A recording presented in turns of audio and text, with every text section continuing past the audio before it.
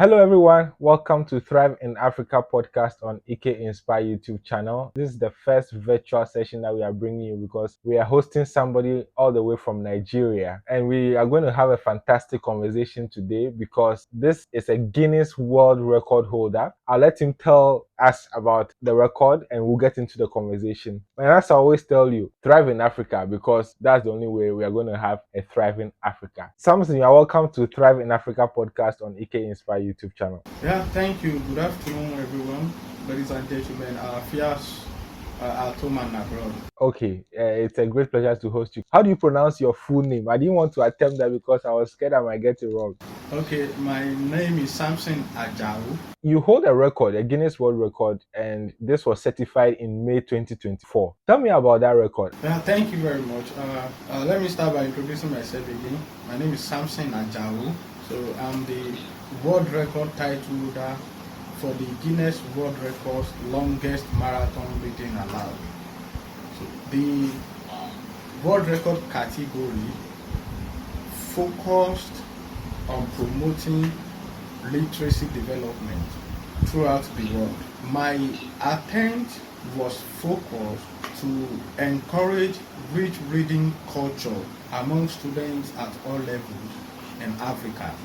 I know you are a young guy. When I checked, the last article I checked said you were 27. I don't know if you are 28 now. But you are a young man who has taken on this attempt and has become the first person in the world to do something. How does it feel to know that what you have done, nobody in the world has done it, and you hold a certification in it as the only person in the world, the only human being to have ever done what you did? How does that feel? I feel so fulfilled and I feel humbled. Yeah. The the attempt was to ensure that the reading culture was brought back to our society and to inspire youth and the next generation that there is no ban to human potential. Wow. I want to know what informed you to even start in the first place, like to even decide to take on this attempt. What triggered you to do that? What gave you that belief that you could stay up? And we'll come to how long you did it for. But what gave you that impetus to take that strong step and then go for this record? Yeah, there are numbers of records people have been attempting to showcase what they can do better. But I am compared by the fact that I know education is a tool for personal and societal growth. And Africa as a continent, it is imperative that we encourage our younger ones and the youth to inculcate the habit of reading, which will enable us to conceive ideas that are essential to tackle the challenges facing the African continent. Okay. So that is what inspired you. You wanted to help promote the reading culture. Yes. And since I am aware that when you read books, you you see familiar things in different light. So this helps you to develop more robust ideas that can provide practical solutions to the problems facing you as a person and African continent at large. All right. Before we even continue, I want to find out your perspective on this. What do you think is the reason why Africa seems to have a poor reading culture? Because when you look at how literature is patronized in the Western world and you look at how that is in Ghana, personally, I have written 2 books. So I know firsthand that it is quite challenging trying to sell your literature in Africa. And it looks like even if the book you are trying to sell has a lot of value for the reader, they are opposed in many ways to reading it. Why does it seem like Africa has a poor reading culture? What do you have you identified probably any problems that you could tell us? But I think the problem is not the people but the orientation. It is the orientation that is poor orientation in Africa for the people to be aware that education is a gateway to success. And of course, there is no uh, an encouragement, from the government to the people. We have numbers of people, numbers of graduates, that are best students in schools, but after graduation, they find it difficult to find something worthy of living, you know, worthy of doing to earn a living. And that has been passing a negative message to the people all around the continent and the new generation that if you go to school you are just wasting your time. What are you going to benefit after your graduation, which is affecting the literacy development in the society? I truly agree with what you said about education being the gateway to success, because I believe that education is not only formal education. Although formal education plays its part, education after formal education also plays a huge role, and this is what many people ignore. And this is where the reading even comes in. So I saw an interview about Bill Gates where he was saying that although he dropped out of school, he was an avid reader and he continues to be an avid reader. He always reads to enhance and educate himself. So that is a key part of why he has been very successful. So thanks for bringing that up.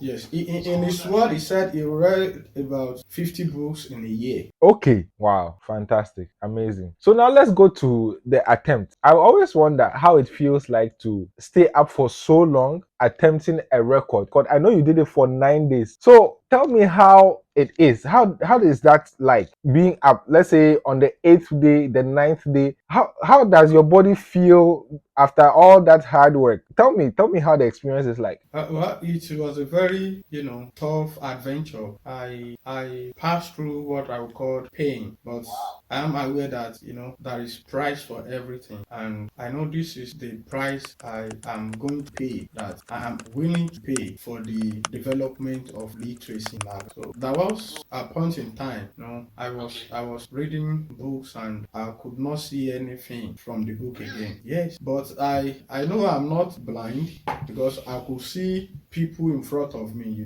The crowds are there morning, afternoon, and night, to listen to what I'm reading, and some are even coming with their materials as well. So at that point in time, I felt I am making impact already, and the pains are part to promote reading culture in the society. Wow. Did you at a point feel like giving up? Well, sometimes it is very tough, but when it gets tough to keep going, you have to get tougher to keep. So the cheers from the crowd, and of course, I have the winning mentality, the mindset that I'm going to do this for Africa. Wow, wow, wow, wow. Okay, so it means imagine, oh, look, let me tell you this. There was just last night, right? I stayed up editing a video. I started from around 1 a.m. and I finished around 8 a.m. in the morning. And I tell you, sleep is still in my eyes as we are talking.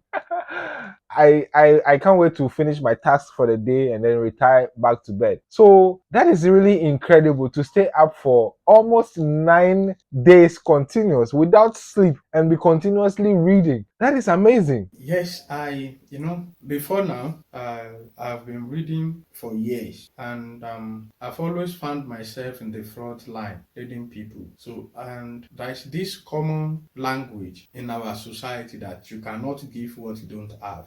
So, as a leader, I know that it is very important that I keep equipping myself with ideas, with words that will make me stand out in the crowd. So I always engage myself in rigorous reading, and reading throughout the night has been part of me. When I was in tertiary institution, I was the president for the student union government of my school. So you have to read during the night so that you don't fail your academic pursuit. Amazing. What I'm learning from our conversation so far is that although it takes a lot of inspiration and motivation and sort of pushing yourself to go and cross such a high limit that nobody has crossed before, it also takes a lot of preparation. You have to have been equipped in a way with a lot of preparation ahead of time before you can be able to pull it off. And I also read that you engaged in some research that even showed you some foods to eat, and you also took some medical steps to make sure that everything was fine. Tell me about that. Okay, so let me start from the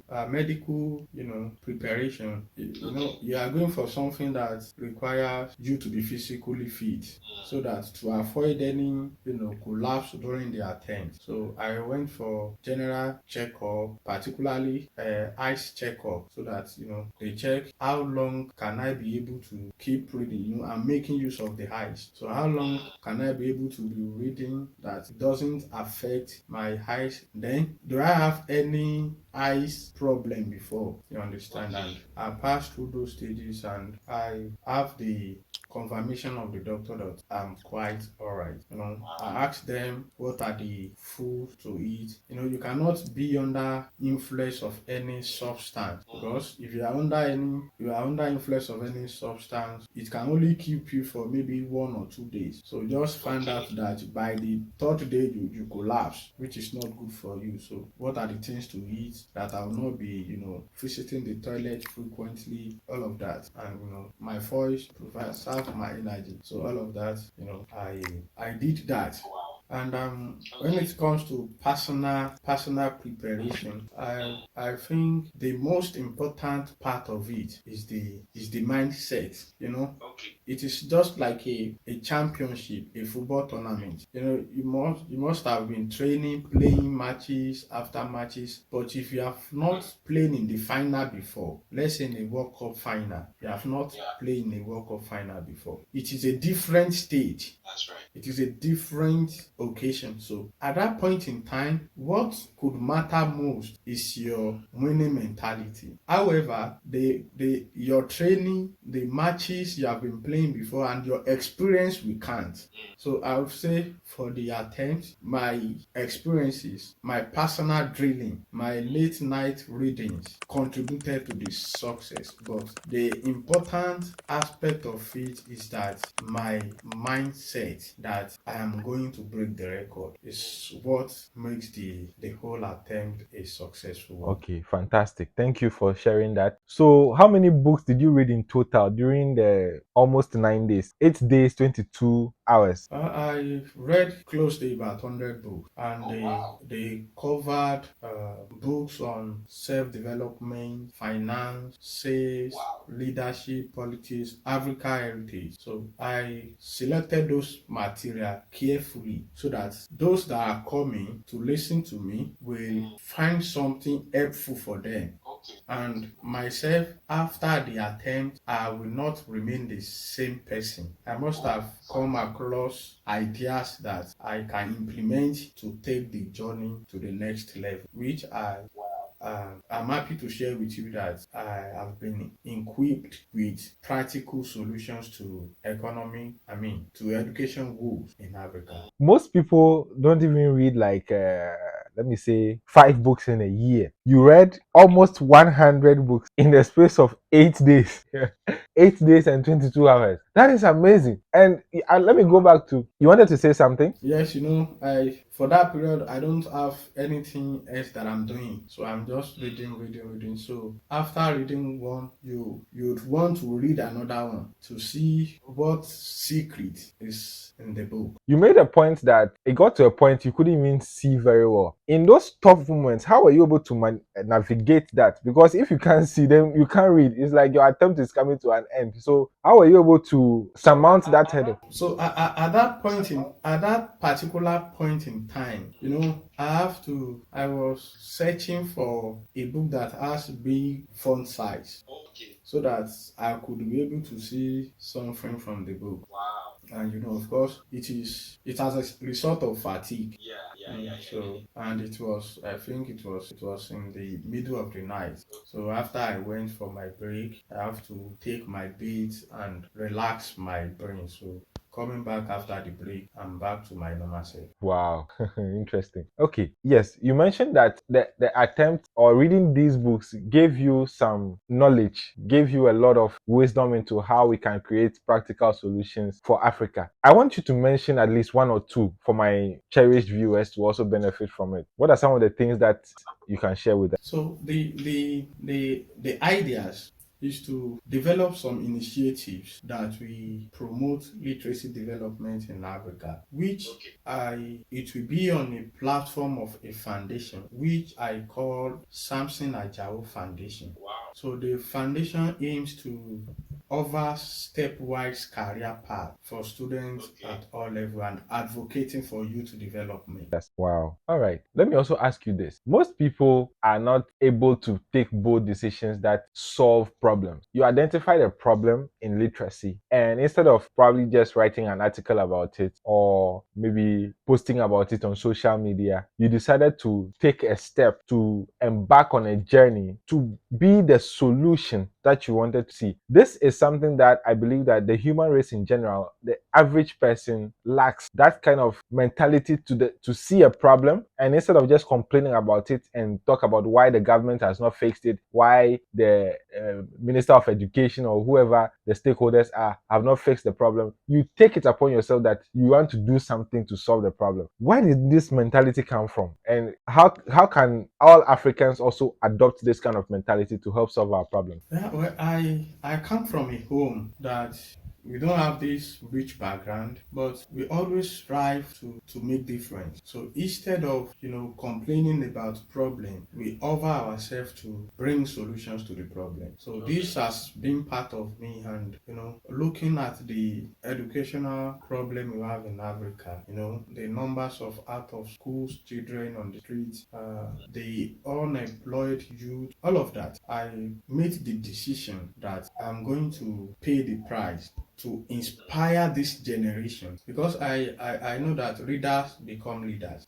So to inspire this generation to get to know that whatever you are doing, you can be successful. With the benefit of insight, we have seen that some people have a lot of talent that can make them successful, but they got discouraged. They don't believe in what they can do. So the platform, the achievement does not only represent about reading, it is also a testament that there is no bond to human potential and there is no limit to what you can achieve. But you came from a home that trained you to be able to, as you said, to be the solution to problems rather than just complain about them. So for maybe the average person out there whose household also has been about complaining about issues in government and issues in society and all that, how do these people also become solution seekers in society? Yeah, it is just for them to summon the courage, to stand up for what they believe in. So it's about standing up, following your dream, and gives it all it takes. Prepare yourself, improve yourself, make research, seek mentorship, and of course, there will also be solution providers. Thank you for that. Those are very important points. Okay, so let me also ask you this: how would you say that this attempt that you just embarked on, becoming a person in the world who has done something nobody has ever done, how do you think it has affected your life? Or maybe in another way I can put it is, what has this taught you about life and maybe your capabilities, and how has it changed your life? Yes. Yeah, so I think the first thing is that my life is a source of inspiration to other people. And number two, I realized that the journey to success, it is not about only you. You cannot achieve success alone. So relationship is very, very important, because what I achieve, yes, what I achieve, I have to set up a lot of team, and I can tell you that my team are from my circle, friends when I was in school. So because I valued the relationship, the friendship when we were together, I could able to bring them back together, to work together as a team to ensure that we achieve the world record together. It is a collective task. It's a collective task. Although I'm the one doing the reading, but there are some other people running errands for me to ensure that the attempt was a successful one. That's the thing. If you didn't take time to, if you didn't build it earlier, you would not have been able to leverage it when you needed it. That's amazing. Particularly, one of the challenges we have then was we don't have the financial resources. So, and what you want to use money to do is to employ the service of some experts, right? And since it is what my friends can do, so it made it very easy for me.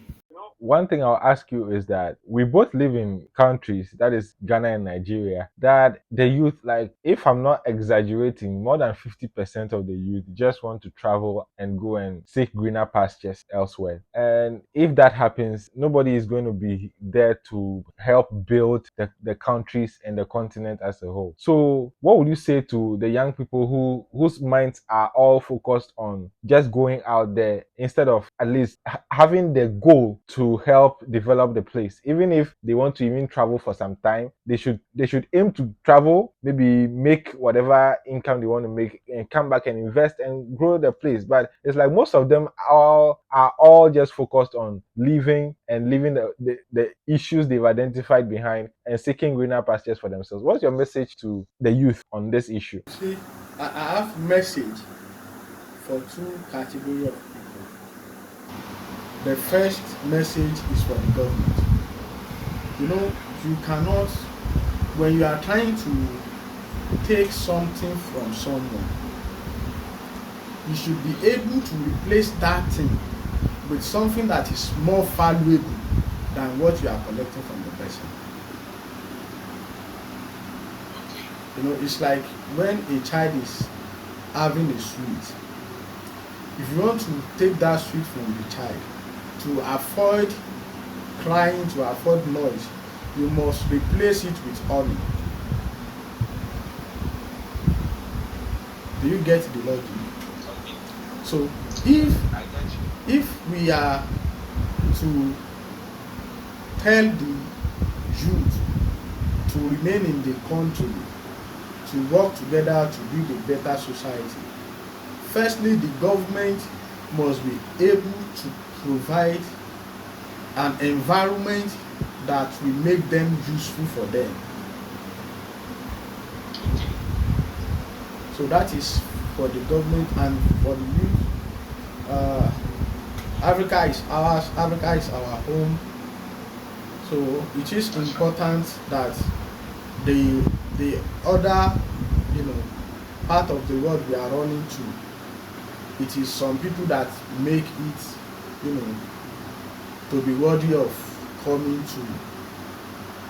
So if some people don't pay the price, they don't do the work to make their country better, there is no how it is going to be better. So Africa is also ours to build, to make it a better place for us, so that it can also entice people around the world to say they want to do business in Africa, they want to go to school in Africa. Thank you very much for that. That is a holistic way of tackling the issue, talking about what the government needs to do and what the youth also need to do. That is amazing. That is amazing. Okay, as we draw the conversation to a close, I want to also ask you, so if somebody is looking to support or throw their weight behind your activities, how can they do that? So they can reach out to me on all my social media handles. So for the viewers, I've left all these links in the description. You can just go there and connect with him and connect with a Guinness World Record holder. How does that sound? All right. So before we leave, just your final message to the viewers. My viewers, most of them believe in Africa too, like you do, and they are youth. Most of them are youth as well. So what is your message to the Eqay Inspire audience before we go? Well, thank you very much. Once again, my name is Samson Ajao from Nigeria, and world record title for the Guinness World Records longest marathon in my life. So I want to encourage the youth and the students at all levels to believe in their dream. Whatever they discovered about themselves, they should not let the talent to die inside them. They should reveal the ideas to the world. Of course, at the point in time, it will be very difficult. People will not believe in the ideas, their dream, but they must have the self-belief that they are going to fulfill their destiny. And I will also encourage them that secret to success, secret to achieve dreams are hidden inside books. They are written inside books. So I want to encourage them that whatever they are doing, they should take it upon themselves to always read books so that they can equip themselves with contemporary solutions to challenges in the world. And lastly, they should they should value relationship. They should not close doors that they may need to open in the future. Thank you very much. And so that is the amazing interview with our first ever Guinness World Record holder. I believe you had a lot of value from it because I did. And so, as I always tell you, thrive in Africa because that is the only way we'll have a thriving Africa. Take care and bye bye.